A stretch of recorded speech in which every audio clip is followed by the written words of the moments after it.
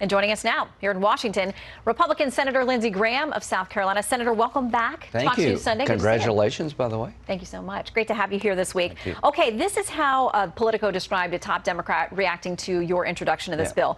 Graham's stunt is a godsend and helps us remind voters Republicans want to ban abortion everywhere.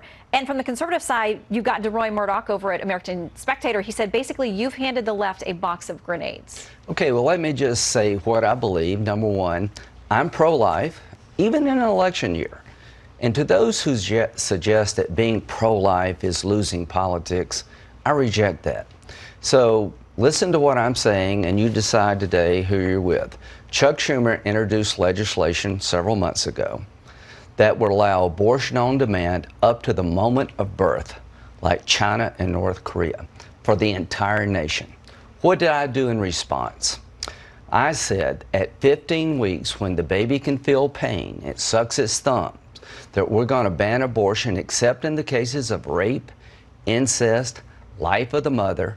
We're talking almost 4 months into the pregnancy. It puts us in line with France is at 12 weeks, Germany, England is at 14 weeks. Only in Washington is it extreme to protect a baby at 15 weeks from an excruciating death. The only thing I got going for me is every pro-life group in America and about 70% of the American people. So I don't apologize for being pro-life.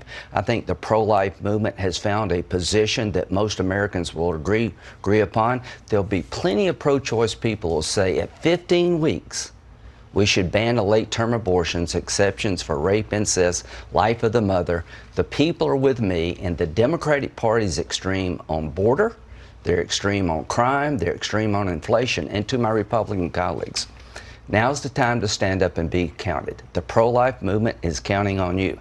When you're asked about abortion, the answer can't be, I'd like to lower inflation. Give a logical answer. Okay, but let me get you to this. This is what you said back in June. This is around the time that the Supreme Court was getting ready to overturn Roe v. Wade, which you guys had argued for to send it back to the states. Here's what you said. There's nothing in the Constitution that creates a right to abortion as a constitutional principle. This was judge-made, out-of-cloth law. Now, what this court has done is taken us back to pre-1973, where each state can decide through their elected officials when life begins and how to treat life.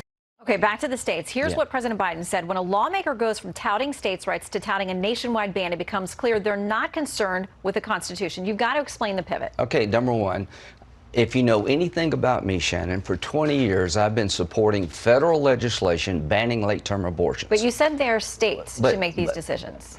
The states, here's what Dobbs says, elected officials can make the decision, state or federal. I'm not inconsistent. In 2020, I had a bill on the floor of the United States Senate right across the Capitol that banned abortion at 20 weeks because the baby can feel pain. I had 51 Republicans voting with me and 2 Democrats. To suggest that I'm new to the game, opposing late-term abortion is ridiculous. No one's suggesting that. Listen, I was the author of the Unborn Victims of Violence Act that made it a crime to hurt a baby if you attack the mother. You'd be charged with 2 crimes. If you attack a mother and you hurt the baby, it passed 72 votes in the United States Senate.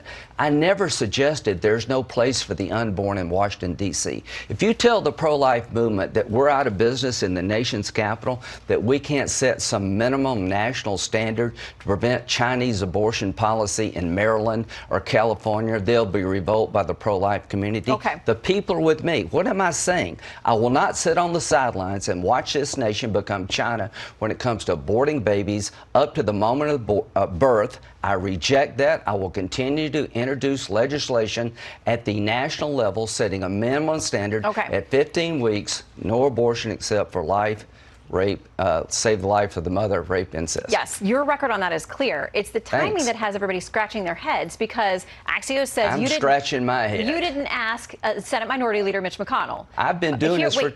Okay, but here's what he said. Here's what he says now about this being a national federal issue. Here's what he said.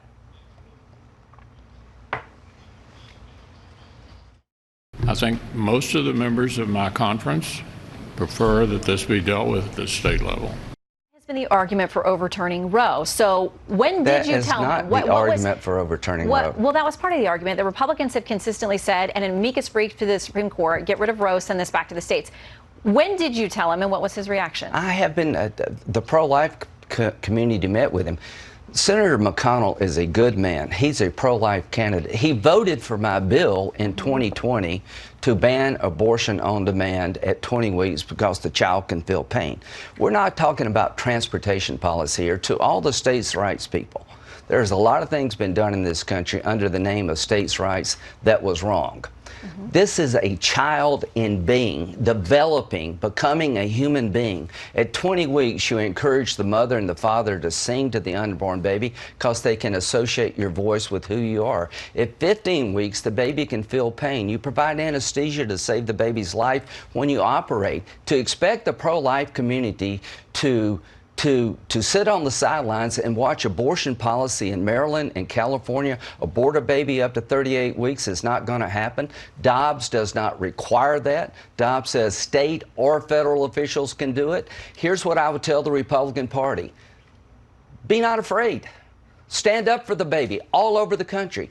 We're in line with France, for God's sakes. We're 3 months more liberal than the French. I'm confident the American people would accept a national ban on abortion at 15 weeks, with exceptions for the life of the mother, rape and incest, and reject the Chinese abortion policy being pushed by the Democratic Party. And if we can't do this for the unborn, what good are we to the unborn? And I'll tell you this as a pro-life politician.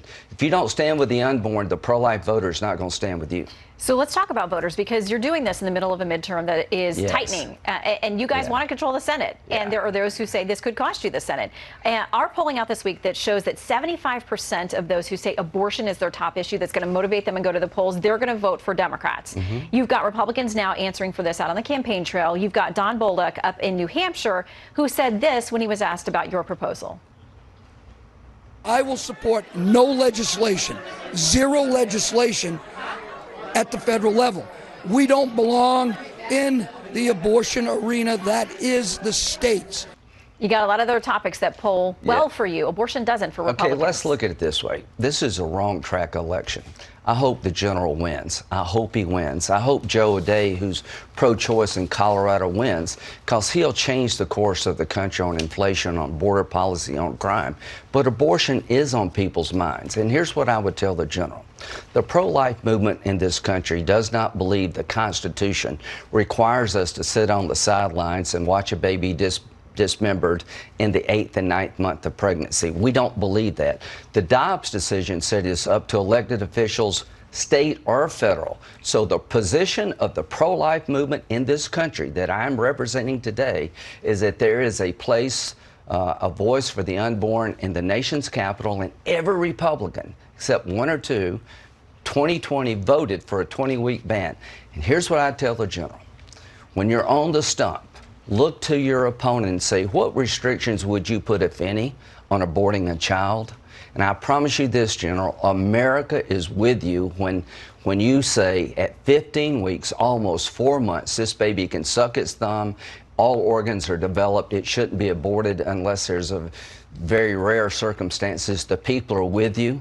The people are with us. The Constitution is with us. The 14th Amendment, for it to mean anything, means equal protection under the law. I am not going to allow a baby in Maryland and California to be dismembered at 38 weeks, a horrible death, without trying to help. And I'm going to keep fighting in that Capitol over there for the voice of the unborn. And this is a reasonable position that puts us in the civilized world versus China or India. And Democrats are adopting China and North Korean abortion policies. It cannot pass. It cannot pass in the current Congress. So is it just about making them take that vote? So, you know, the Unborn Victims of Violence Act took me 10 years. I introduced it. It took 10 years to get a federal law to say, if you attack a pregnant woman and you hurt her child, you'll be charged with 2 crimes. It took me 10 years.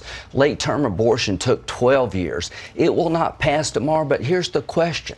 Should it pass? If you come to Washington only introducing laws that can pass tomorrow, you're not much good for the country. Should we be a nation that allows abortion on demand like China up to the moment of birth? Hell no. We should be a nation that sets a national minimum standard of 15 weeks like the civilized world, like the French, the British, and the Germans. We shouldn't be an outlier. Until my last breath, I will be fighting for this cause in the nation's capital. There's nothing preventing abortion policy in Washington, D.C. based on constitutional principles or Dobbs. Here's the question for the pro-life movement. Are you going to accept the Republican Party who tells you Washington is out of business? I don't think you will. I don't think you should. I hope the general wins. Hope all our candidates win. We're on the wrong track on crime, on immigration, on taxes, on inflation, but the Democrats are trying to put us on the Chinese track when it comes to abortion. They're trying to create national law that would allow a child to be aborted up to the moment of birth. That's the wrong track. Well, our alternative is the right track. They didn't have the votes to get it. You don't have the votes to get this. So we'll watch as this continues to play out. And certainly will be. We will one day get these votes, as we did with the Unborn Victims of Violence Act, as we did banning late-term abortions. We're the party against late-term abortions. The Democratic Party is for abortion on demand up to the moment of birth. The people are with us. To the pro-life leaders out there, be not afraid. There's nothing wrong with being pro-life, folks. We got to leave it there. Senator Graham, your position is clear. Thank you for coming to talk to us about it. Good to see you on Fox News Sunday.